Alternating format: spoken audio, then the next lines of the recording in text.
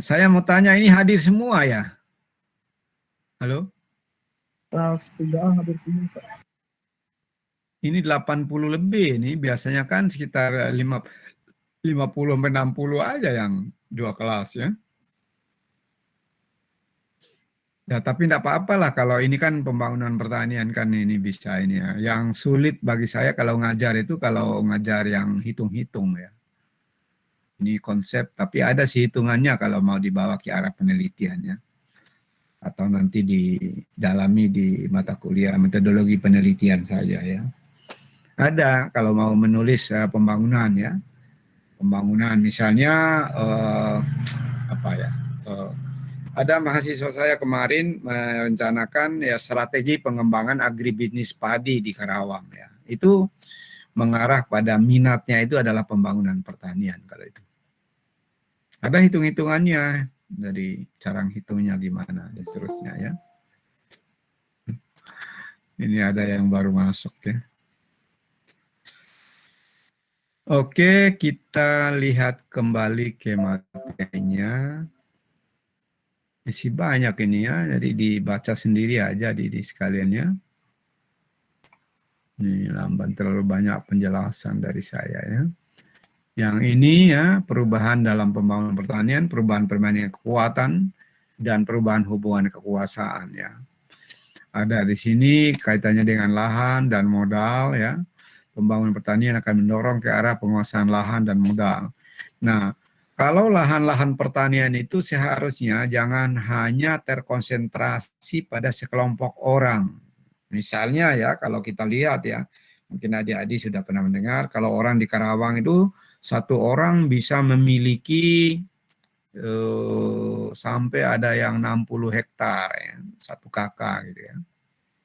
Ada yang 40 hektar, ada yang 30 hektar, ada yang 20 hektar, ada yang 10 hektar ya. Ada yang 5 hektar ya. Tapi rata-rata ya kalau di Jawa orang mengenal ya petani di Jawa itu petani gurem katanya. Di Jawa dalam arti semua Jawa gitu ya. Tapi tidak jarang juga ya, tidak jarang itu atau sering kita temukan bahwa penguasaan lahannya yang banyak itu ya. Nah, mungkin ada yang bertanya supaya tidak terjadi seperti itu bagaimana caranya, Pak? Ya, ada petani-petani yang menjadi buruh tani aja gitu ya dengan keterbatasan ya. Buruh tani, namanya buruh tani ya dengan tingkat upah yang sangat minim gitu ya.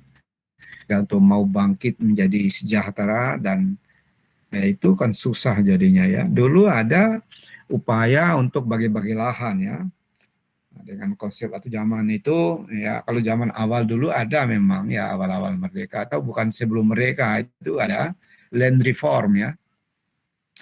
Jadi tanah-tanah negara itu bisa dialihkan tanggung jawabnya kepada rakyat ya. Lalu dikeluarkanlah kebijakannya. Apakah sekarang ada ya? Saya tidak tahu persis ya. Tapi yang jelas kedengaran di media TV ya mainstream ya itu ada berbagai sertifikatnya.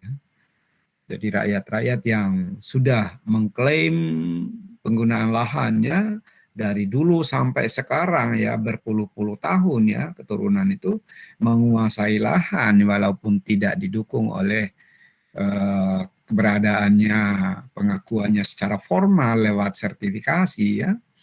Ya, tetapi tetap diakui dalam hukum agraria itu adalah mereka lah pemiliknya ya. Nah, coba-coba adik-adik buka ada hukum agraria di Indonesia gitu ya.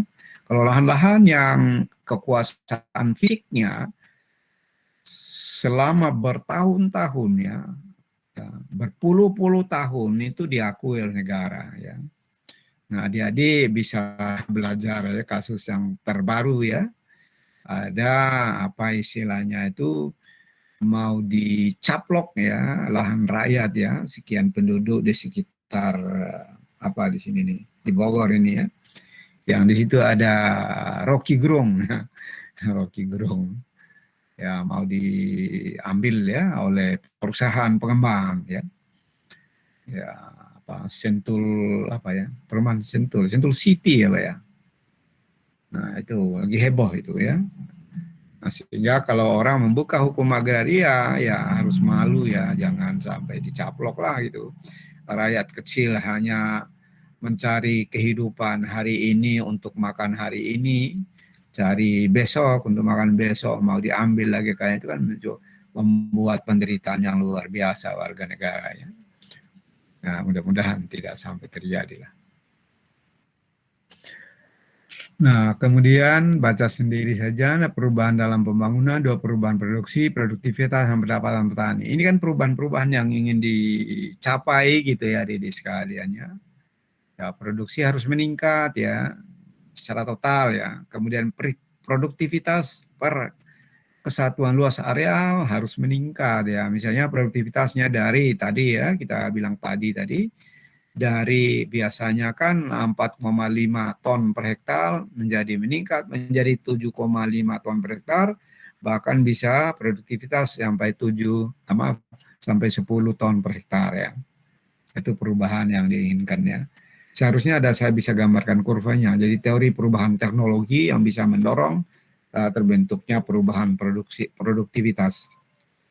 Bisa digambarkan ini ya. Kemudian penggunaan alat mesin pertanian serta sarana produksi pertanian. Ini harus berubah terus ya. Nah, kemudian perubahan secara ekonomis akan terjadi perubahan sifat-sifat perusahaan dari subsisten ya. Jadi adik-adik paham lah ya, pertanian sifat subsisten ke arah yang komersial ya. Namanya subsisten itu ya tanam sendiri, hasil sendiri ya, atau mungkin sudah mendekati ya urban farming itu kayak begitu kali ya, karena orang-orang kota itu kan sebenarnya pekerjaannya utama itu bukan pertanian ya, tapi karena pandemi lalu disuruh kerja di rumah ya, ya sambil-sambil bertani di rumahnya ya orang Jakarta, orang-orang kota, lalu benarkah dia menghasilkan pertanian yang untuk dikomersialkan? Ya jarang ini ya. Kalau lahan sempit di kota ya harus menghasilkan pertanian bernilai ekonomi tinggi. Misalnya ya kalau dia ikan ya ikan hias bisa kalau di perkotaan. Bisa ya. Kemudian subsistence farming adalah usaha, ini tidak usah ya, komersial itu dibaca sendiri aja dia di sekaliannya. Kemudian berikutnya di bidang sosial yang akan terjadi ya namanya kesejahteraan sosial ya. Kemudian masyarakat yang tadinya tertutup akan terbuka karena ada rangsangan masuknya inovasi melalui ya, agen-agen peubah ya, seperti penyuluh ya. Penyuluh yang merubah para petani dari yang subsisten menjadi yang komersial ya, dari yang tertutup menjadi yang terbuka. Ya, karena memang ya, untuk berubah itu ya harus ada keterbukaannya. Nah, kalau di Jawa Barat ya, ada orang mengenal dengan masyarakat tertentu yang sifatnya tertutup ya, tapi ya tetap dianggap sebagai ya punya kearifan lokal ya, seperti itu ya. Misalnya di suku Baduy ya.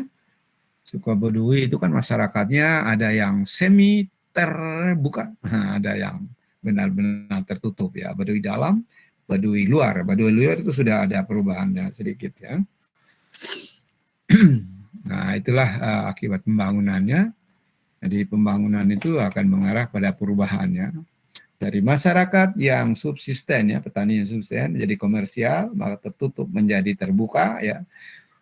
Masyarakat yang hanya mengkonsumsi sendiri dari hasilnya sendiri bisa membeli karena ada barang-barang dihasilkan oleh mereka itu dijual ya, dan seterusnya ya adik-adik sekalian ya.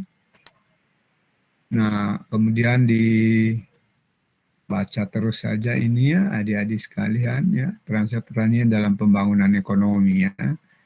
Nah nanti akan disusul oleh tugas berikutnya aja ini.